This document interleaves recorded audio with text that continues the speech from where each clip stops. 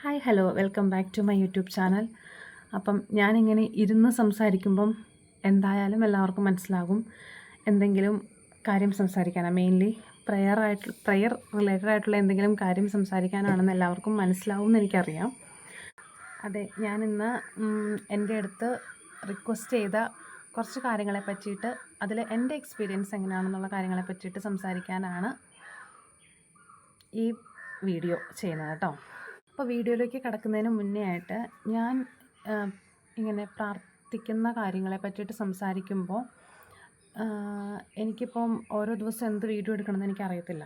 അപ്പോൾ ഞാൻ വീഡിയോ എടുക്കാനായിട്ട് ആഗ്രഹിക്കുന്ന സമയത്ത് എൻ്റെ ഉള്ളിൽ ചിലപ്പം ഈ ഒരു കാര്യത്തെപ്പറ്റി സംസാരിക്കുക അങ്ങനെ തോന്നിക്കും.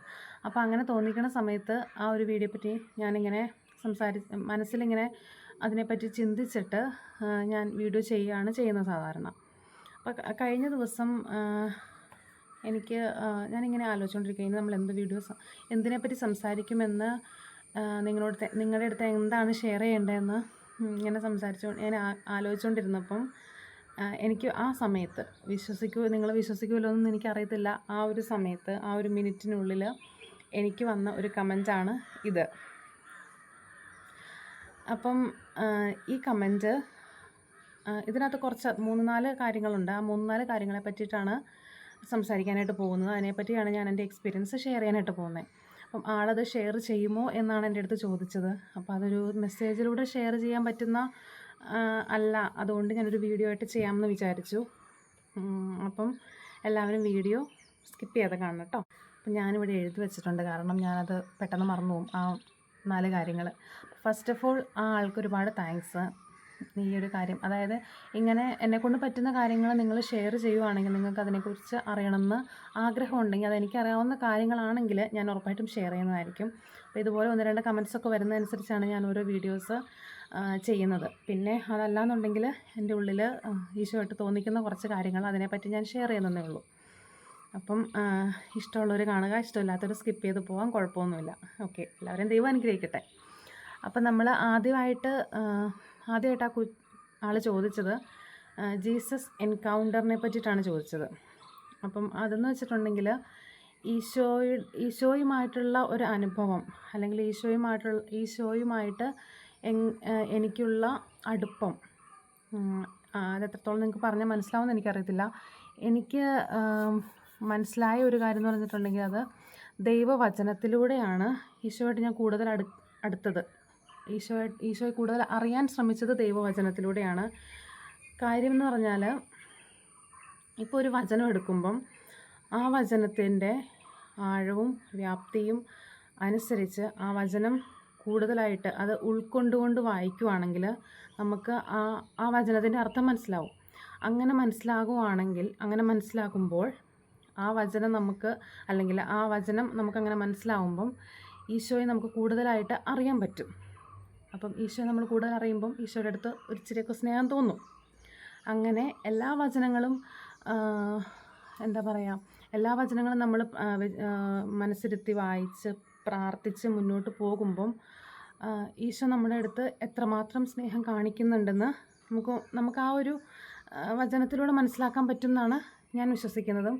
എനിക്ക് വചനത്തിലൂടെയാണ് കൂടുതൽ എക്സ്പീരിയൻസ് കിട്ടുന്നതും.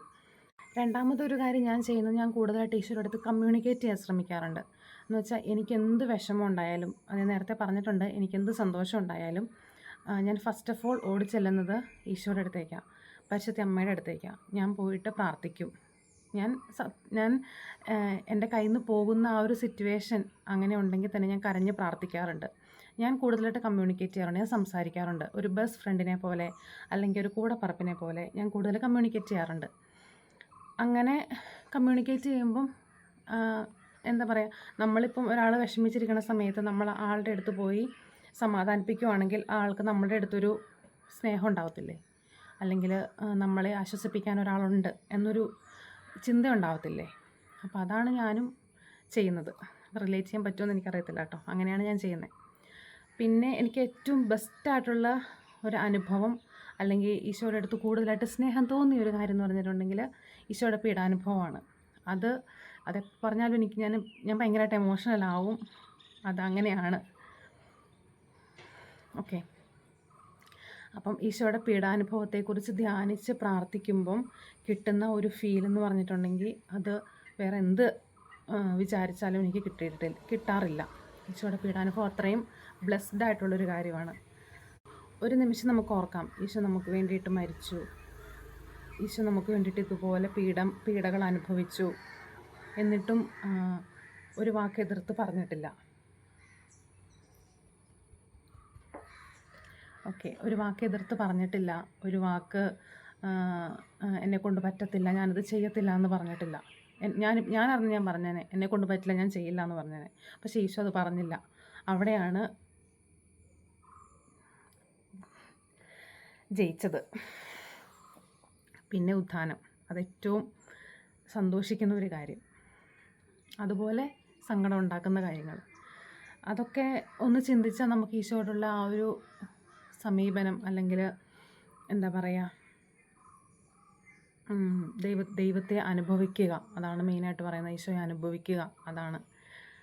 എനിക്കിതൊക്കെ ചെയ്യുമ്പം അല്ലെങ്കിൽ ഞാനിങ്ങനെയൊക്കെ പ്രാർത്ഥിക്കുമ്പോൾ എനിക്ക് കുറേ കൂടുതൽ സമാധാനം ഉണ്ടാവാറുണ്ട്, മനസ്സിനൊരാശ്വാസം ഉണ്ടാവാറുണ്ട്. അത് എത്രത്തോളം പറഞ്ഞാൽ മനസ്സിലാവുമെന്ന് എനിക്കറിയത്തില്ല. അത് അനുഭവം, ദൈവത്തെ അനുഭവിക്കുന്നവർക്കത് മനസ്സിലാകും എന്നെനിക്ക് തോന്നുന്നു. എനിവേ, ഇതാണ് എനിക്ക് ഈശോയെക്കുറിച്ചിട്ട്, ഈശോ എന്നിൽ വന്ന് നിറയണമേ, ഞാൻ പ്രാർത്ഥിക്കുന്ന പരിശുദ്ധാത്മാവേ, ഈശോയുടെ ആത്മാവേ എന്നിൽ വന്ന് നിറയണമേ എന്ന് ഞാൻ പ്രാർത്ഥിക്കാറുണ്ട്. പിന്നെ കുറച്ചധികം വേറെ 2-3 കാര്യങ്ങളും കൂടെ ഉണ്ട്. Spiritual experience, counselling experience, retreat experience ഒക്കെ പറയാനായിട്ട് പറഞ്ഞിട്ടുണ്ടായിരുന്നു, ഷെയർ ചെയ്യാമോ എന്ന് ചോദിച്ചിട്ടുണ്ടായിരുന്നു.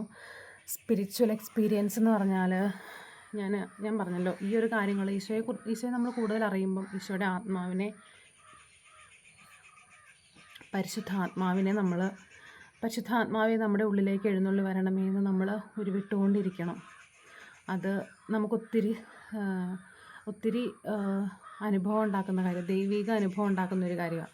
പരിശുദ്ധാത്മാവിൻ്റെ ഇടപെടൽ ഒരുപാട് അനുഭവിച്ച ഒരാളാണ് ഞാൻ. അത് ഓരോ കുഞ്ഞു കാര്യത്തിനാണെങ്കിലും ഓരോ വലിയ കാര്യത്തിനാണെങ്കിലും പരിശുദ്ധാത്മാവിൻ്റെ അനുഭവം, അത് ഞാൻ സ്പെഷ്യലായിട്ട് പറയുകയാണെങ്കിൽ ഞാൻ ധ്യാനം കൂടാൻ പോകാറുണ്ട്. ഞാൻ ധ്യാനം കൂടാൻ പോകാറുണ്ട്.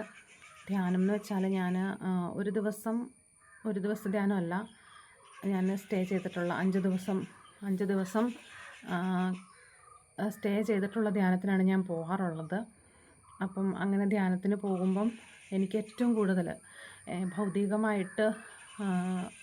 ഭൗതികമായിട്ടല്ല, ആത്മീയമായിട്ട് എനിക്ക് ഏറ്റവും കൂടുതൽ എന്നെ സഹായിച്ച ഒരു കാര്യം പരിശുദ്ധാത്മാവിൻ്റെ ഇടപെടലാണ്. അത് എല്ലാ ധ്യാനത്തിന് പോകുമ്പോഴും എനിക്ക് ഈശോ തരുന്ന ഒരു കൃപയാണെന്ന് വേണേൽ പറയാം. എനിക്കത് പരിശുദ്ധാത്മാവിൻ്റെ അനുഭവം ഉണ്ടാകുമ്പോൾ എനിക്ക് കൂടുതൽ പ്രാർത്ഥിക്കാൻ പറ്റുന്നുണ്ട്. ഞാൻ മറ്റുള്ള കാര്യങ്ങളെ പറ്റിയിട്ട് ചിന്തിക്കാറ് പോലുമില്ല. നമ്മളിപ്പം ധ്യാനം എന്നൊക്കെ പറഞ്ഞിട്ടുണ്ടെങ്കിൽ നമ്മുടെ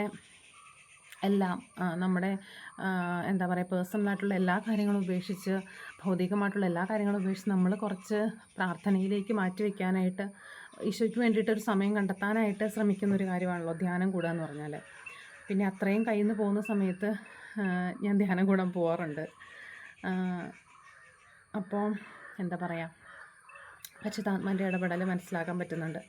പരിശുദ്ധാത്മാവ് നമ്മുടെ മേലുണ്ടെങ്കിൽ എന്താ പറയുക, പരിശുദ്ധാത്മാവ് നിൻ്റെ മേൽ വരും, അത്യുന്നതൻ്റെ ശക്തി നിൻ്റെ മേൽ ആവസിക്കും, ആകയാൽ ജനിക്കാൻ പോകുന്ന ശിശു പരിശുദ്ധൻ ദൈവപുത്രൻ എന്ന് വിളിക്കപ്പെടും.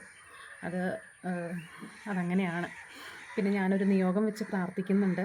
ആ ഒരു നിയോഗം ഈശോ എത്രയും പെട്ടെന്ന് എനിക്ക് നടത്തി തരുമെന്നുള്ള ഉറച്ച വിശ്വാസത്തിലാണ് ഞാനിപ്പം ഇരിക്കുന്നത്.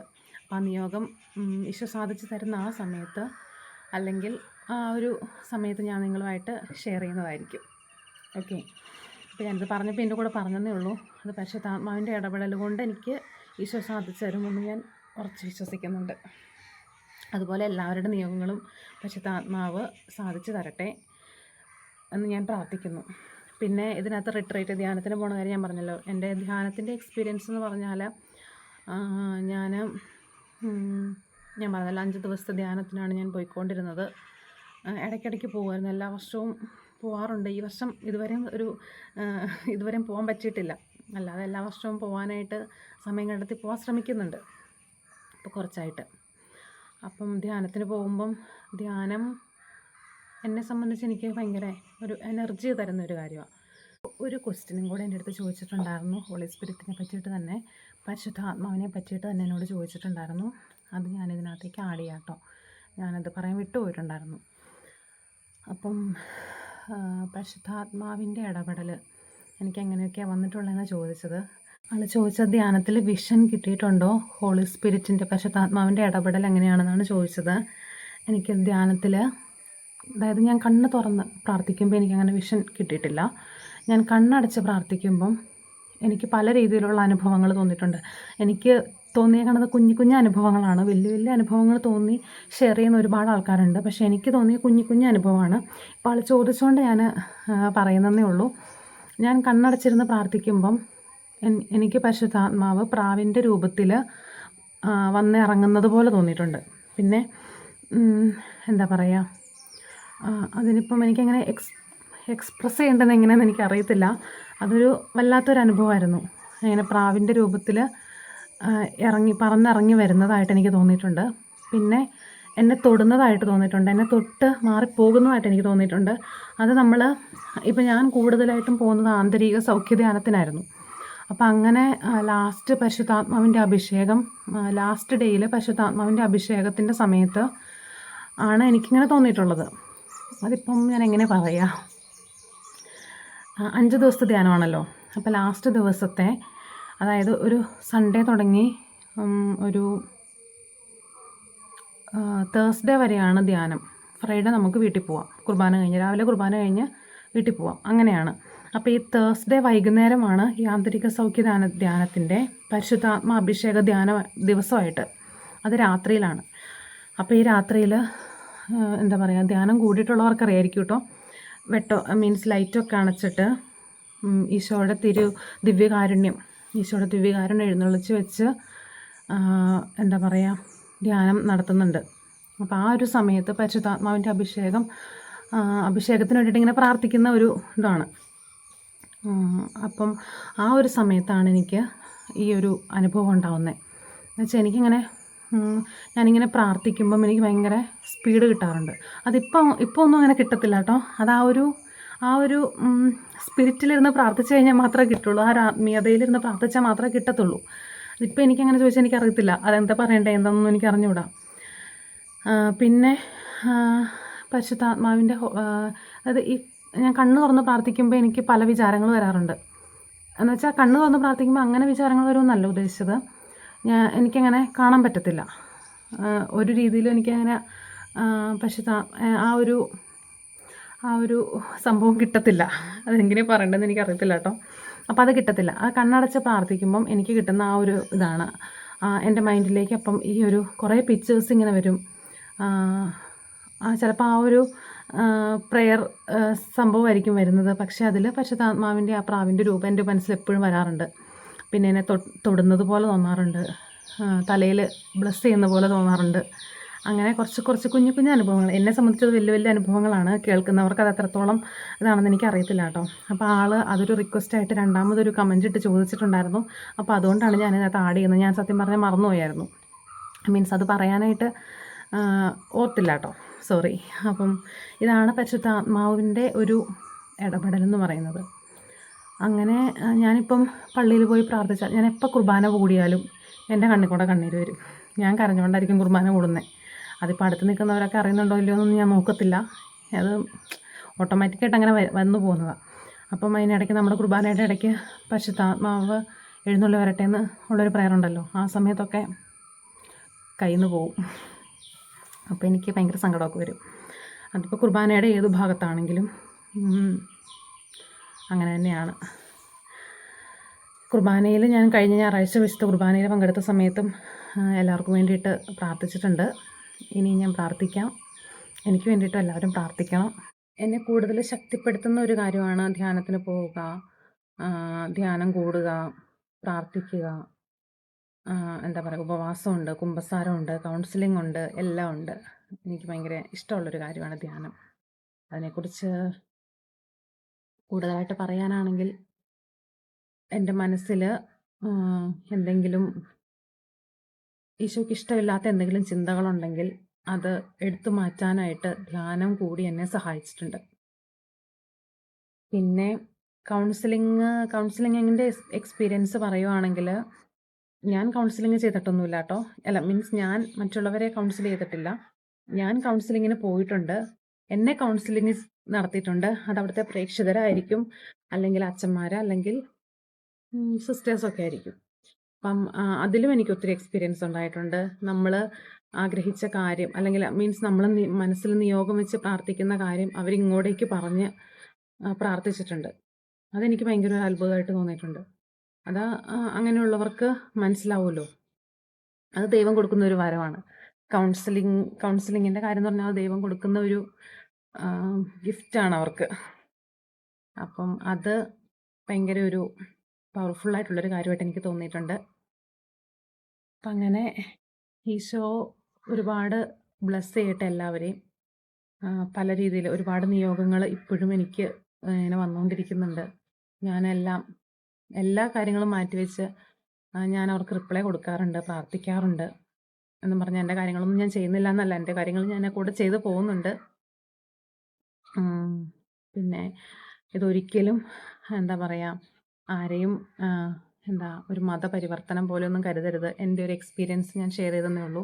ആളെനിക്ക് ഇത്രയും കാര്യങ്ങൾ എനിക്ക് ചോദിച്ചിട്ട് ഇത് ഷെയർ ചെയ്യാമോ എന്ന് ചോദിച്ചത് കൊണ്ടും ഷെയർ ചെയ്തെന്നേ ഉള്ളൂ. അതുപോലെ നിങ്ങൾക്കും എന്തെങ്കിലും സജഷൻസോ എന്തെങ്കിലും കാര്യങ്ങളൊക്കെ ചോദിക്കാനോ പറയാനോ ഉണ്ടെങ്കിൽ, എന്നെക്കൊണ്ട് പറ്റുന്ന കാര്യങ്ങൾ, റിലേറ്റഡ് പ്രെയർ എന്തെങ്കിലും കാര്യങ്ങളൊക്കെ ഉണ്ടെങ്കിൽ, നിയോഗങ്ങളായിട്ടായിക്കോട്ടെ, ഇതുപോലെ നിങ്ങൾക്ക് പറയാം. ഞാൻ പ്രാർത്ഥിക്കുന്നതായിരിക്കും. പിന്നെ നിങ്ങളുടെ നിയോഗങ്ങളൊക്കെ എന്തും ആയിക്കോട്ടെ, അതൊക്കെ ദൈവത്തിൻ്റെ സന്നിധിയിൽ, ദൈവത്തിന് മീൻസ് ചെറിയ നിയോഗമെന്നോ വലിയ നിയോഗമെന്നോ അങ്ങനെയൊന്നുമില്ല. ഈശോയ്ക്ക് എല്ലാവരും ഒരുപോലെയാണ്, എല്ലാവരും പ്രിയപ്പെട്ടവരാണ്. അപ്പം ദൈവസന്നിധിയിൽ ആത്മാർത്ഥമായിട്ട് വിശ്വസിച്ച് പ്രാർത്ഥിക്കുക. എല്ലാവർക്കും ദൈവം അവനവൻ്റെ കാര്യങ്ങൾ, മീൻസ് അവനവൻ്റെ നിയോഗങ്ങളൊക്കെ സാധിച്ചു തരട്ടെ എന്ന് പ്രാർത്ഥിക്കുന്നു. അതുപോലെ തന്നെ ഈശോയെക്കുറിച്ച് ആത്മീയമായിട്ട് പഠിക്കാനും നമ്മുടെ വചനം ഒരുപാട് ഹെൽപ്പ് ചെയ്യുന്നുണ്ട്. ഒരുപാട് വചനം നമ്മുടെ ബൈബിളിലുണ്ട്. അല്ലെങ്കിൽ യൂട്യൂബ് എടുത്ത് നോക്കിയാൽ ഇപ്പം അറിയാം, ഇഷ്ടം പോലെ അച്ഛന്മാർ, അല്ലെങ്കിൽ ഇതുപോലെ പ്രേക്ഷിതരൊക്കെ ഉണ്ടല്ലോ. അപ്പോൾ അവരും ഇങ്ങനെ എന്താ പറയുക, ഒരുപാട് പേര് വചനം പ്രഘോഷണവും കാര്യങ്ങളൊക്കെ നടത്തുന്നവരുണ്ട്. അത്രയും സങ്കടത്തോടെ ഇരിക്കുന്നവരൊക്കെ ആ വചനമൊക്കെ കേട്ട് പ്രാർത്ഥിക്കുമ്പം അവർക്കൊരാശ്വാസം കിട്ടും. ഓഫ് കോഴ്സ് ആശ്വാസം കിട്ടും. എനിക്ക് കിട്ടുന്നതാണ്, കിട്ടിക്കൊണ്ടിരിക്കുന്നതുമാണ്.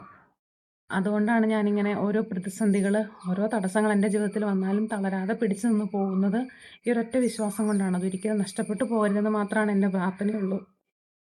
അപ്പോൾ എല്ലാവരും എനിക്ക് വേണ്ടിയിട്ടും പ്രാർത്ഥിക്കണം. എൻ്റെ പ്രാർത്ഥന, എൻ്റെ പ്രെയറിൽ നിങ്ങളെയും ഞാൻ ഉൾപ്പെടുത്തുന്നതായിരിക്കും. അപ്പോൾ എല്ലാവരും ആത്മീയതയിൽ വളരാനായിട്ട് ശ്രമിക്കുക. ഈശോയും പരിശുദ്ധ അമ്മയും നിങ്ങളെ അനുഗ്രഹിക്കട്ടെ.